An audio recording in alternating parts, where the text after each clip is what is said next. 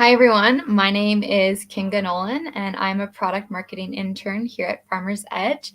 And this afternoon, I'm joined by Matthew Keller, and he is a territory sales agronomist for the Northern Plains area.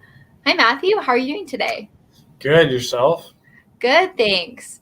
I know we're here to talk about harvest time and some of the satellite imagery and crop models that we can use in order to help with harvest timing, which is a pretty pertinent topic. So I'm really excited to have you here today. Yeah, and speaking of harvest, we're actually even one season ahead of that here. We're starting to think about soil sampling. So Oh, there you go. getting trucks geared up and trying to stay ahead of these guys as they start harvest next week. So Oh, that's fantastic. Getting yeah, right into the swing of things. yeah. So that's just one less thing a farmer has to worry about if we're already thinking about it. So Absolutely. So I guess to kick things off here, we talk about satellite imagery specifically. How can we use our satellite imagery to help us decide when to go harvest? sure, yeah. And when we're talking satellite imagery, we have to first define what it is, more or less. So our company uses what's called Planet. It's just a satellite installation, and the spectral or the bandwidth of each pixel is 3 meters. So we have 3 meter resolution on our imagery, where some other sources might be 10 or even 30. So our company does have at Farmer's Edge does have some pretty good imagery, and I will actually share my screen right here. So getting right into Kinga's question, I wanted just to look at FarmCommand a little bit at the imagery we have to offer. So if we come to this little icon called Map Manager, and if you're part of our system, you'll know that very well. This is where most of our imagery, applied data, harvest, zone, treatment polygons, a lot of those powerful tools are stored here in Map Manager. If I click on a field and load up the field's information, I can go to this NDVI, Normalized Different Vegetation Index. It's a tongue twister, but if I scroll over now, you can start to see all the image dates that we have populated. And what I wanted to focus on was this August 15th date. Now I know that this field was harvested August 18th, and you can start to see how orange and yellowy, and there's a little bit of green in here. That's probably weeds and sloughs and stuff like that. But when your field's starting to look like this is when it's time to harvest. If I scroll back just a little bit in the year, like into July, into June, you'll start to see that field is really green. That's when we have a lot of growth going on. But yeah, as we start to go later in the year, that is when harvest is coming. And I know it's been harvested on 18th because this is the 2021 image. And I can look at the harvest layer right there. So again, August 18th was the harvest date. You might wonder, like, well, how am I supposed to know based on looking at this NDVI when that harvest date is supposed to be? I mean, in September and October and August, they all look yellow, right? So how am I supposed to know? That's a great question. One thing you can look at is our crop models. So at Farmer's Edge, we model out numerous different crops. I want to say probably 10 or 14. I don't even remember now. But Lots. Yeah, a little too many. Anyway, if we go to those crop models, and I just pulled up another website browser here. That's this icon right here, this leaf with a squiggly line above it.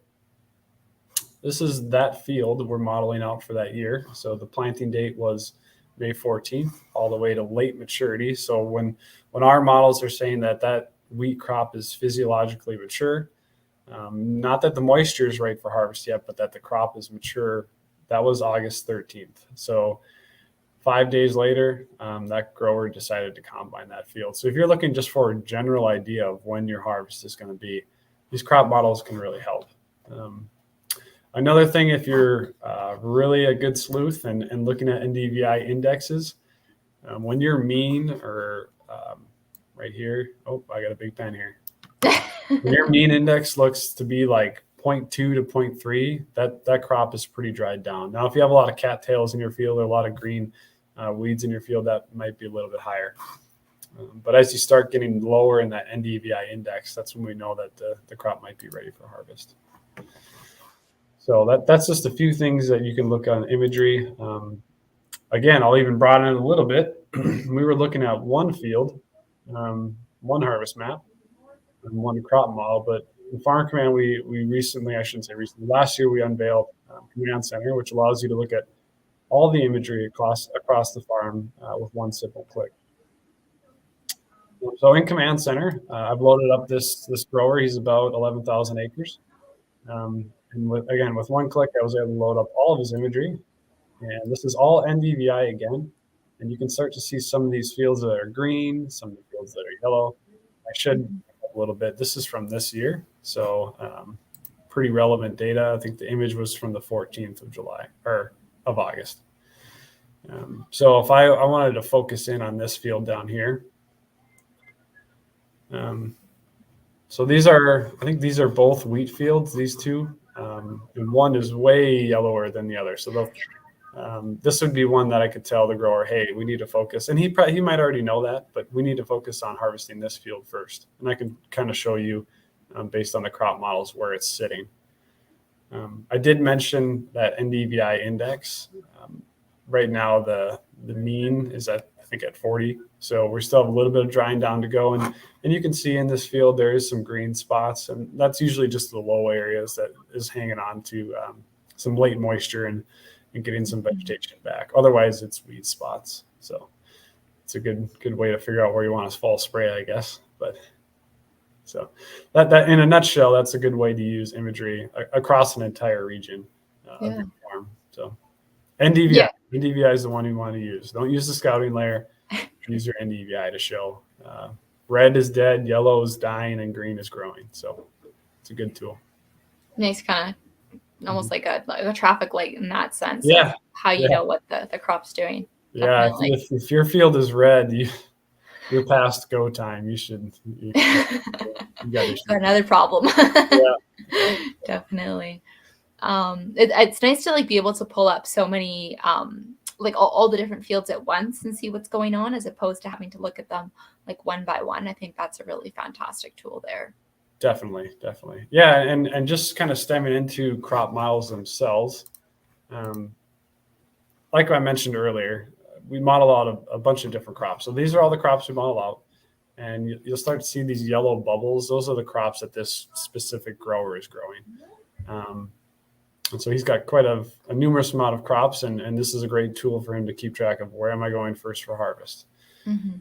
So I just kind of wanted to go through each of these and just show you how to read these crop models, or for any grower that'll view this, how to read these. So wheat and oats and barley, they're all going to be the same. They're all going to have that same end date. So I'll just do wheat here. So you can start to see here's all of his field names in this model. Here's all of our seeding dates. And then here's all of our current stages. So we have a lot of early soft doughs, a lot of early maturities. I think we have one late maturity on there. Hannah's West, that's early hard dough, which is pretty close. And then late maturity is our next stage. So this is just a great tool to say, this is going to be my first field that I'm going to harvest. I can almost guarantee this will be his first wheat field, just by looking at what our crop model is showing. If you want to actually model that out in a graph, you just click on the field. And we can see that late maturity on this field is going to be August 21st. So that's in 3 days, we're going to reach physiological maturity of the wheat crop. Now, again, where moisture is going to be at, I'm not sure. But that's all, how much dew is in the air. Do we get a wet fall? That's all going to play into on how timely we harvest this crop. But late maturity is what we're looking for on wheat, and that's August 21st. Awesome. Yeah. Any questions on that modeling side of things on wheat especially, or should I keep going? Yeah, I think I don't have any questions, but I think it's interesting how you can see exactly the date in itself, and it's not a range kind of thing. So yeah, and the crazy thing about it is I was texting growers sheets like this today as they start to plan out where they're going to start harvesting. Oh, wow. The cool thing about it is I could have sent that to them in June, right? Because we're modeling this crop the entire season, and the model is ever changing based on weather events and how hot it gets. And So it's a pretty nice feature. But now that we're a week out, this is a good tool just to start sharing with our clients and with prospective growers. So yeah, absolutely. I'll just kind of quickly go through some other crops too. We also model out canola, and as far as we model out canola, we model it to 60% seed color change, which is going to be the time you want to swath. So about 60 to 70% seed color change. So on that plant itself, 60% from the lower to probably the mid to lower upper region of that plant will have its seed colors changing. Beyond that, we don't really model too much. There's just too many factors that go on. But that 60% is where we'd want to swath. Now, as far as harvest, everyone does it differently. But you want most of the seeds to be dried down and a lot of the stem material pods to be dried down as well. You can harvest those a little green. It just tends to gum up your combine a little bit. So it just all depends. A lot of these varieties are shatter resistant now, so we don't have that issue. But so yeah, we only modeled the 60% seed color. So to give you a fine date on canola, we don't really model that out very nicely, like spring wheat we would. But I just wanted to show that. Peas are a big one.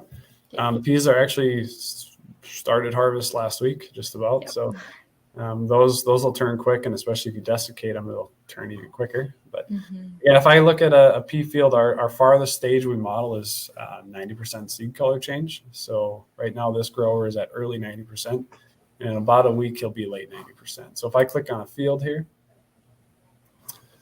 again, we're right in between early and late 90% seed color change. Now, if you're going to desiccate a pea crop, you'd want to desiccate it at anywhere from 70 to 85% seed color change, and then that'll bring you to that.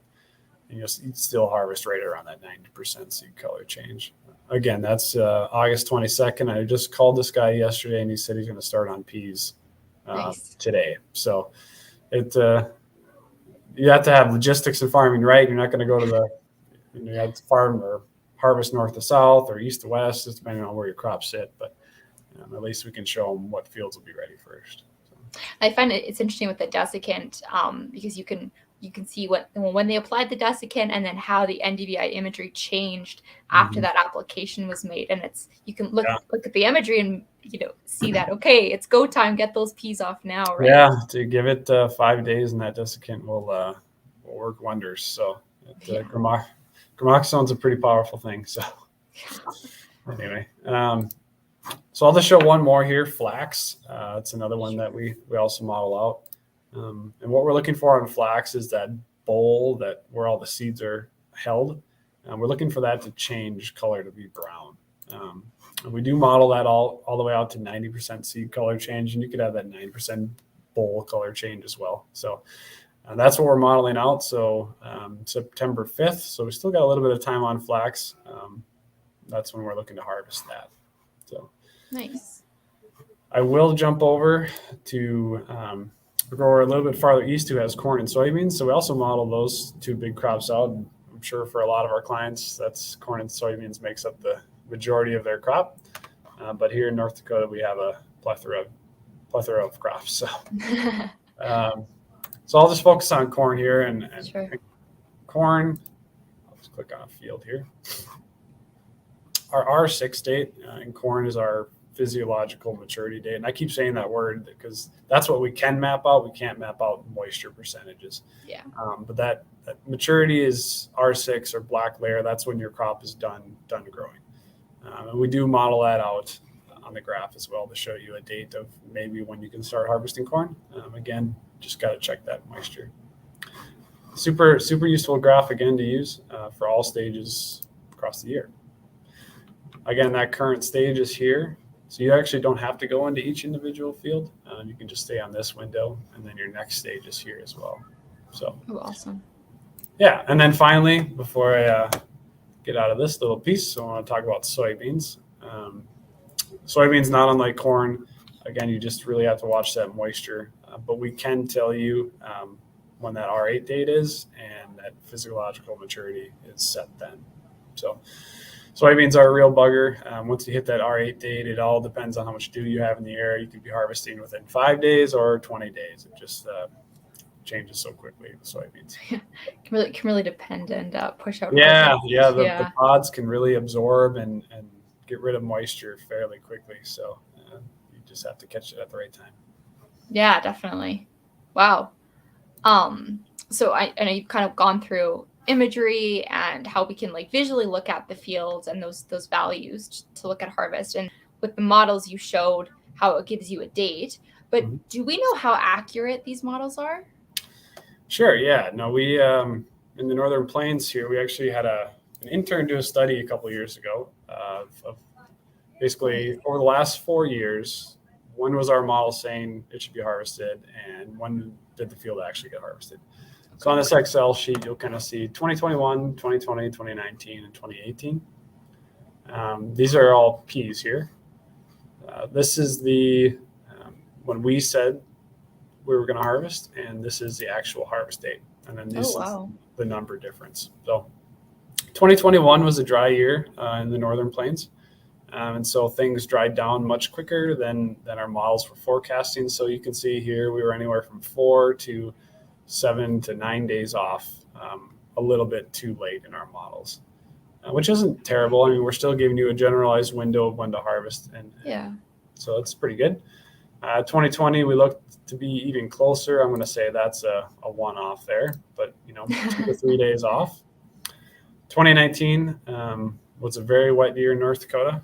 The peas were all ready at the date we specified in our models. It's just it never stopped raining in the fall, so they didn't get into the field till later. But in an average, when I take a look at all 4 years, we're about on average 2 days off. Oh wow, that's incredible. So it gives you a decent window and decent lineup into how your harvest is going to run. Yeah, did a very similar thing with spring wheat last year. And this is all over North Dakota, and our average day was 1.7 days off with spring wheat. Wow. So we were really close last year on spring wheat, and I think it's a good tool to use again just for farming logistics, seeing where you need to go next, and seeing where the crop is mature. So.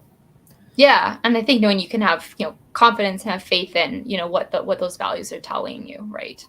Absolutely. Yeah. No, it's I think it's a good tool, and our models just keep getting better as FarmCommand progresses. Yeah, absolutely.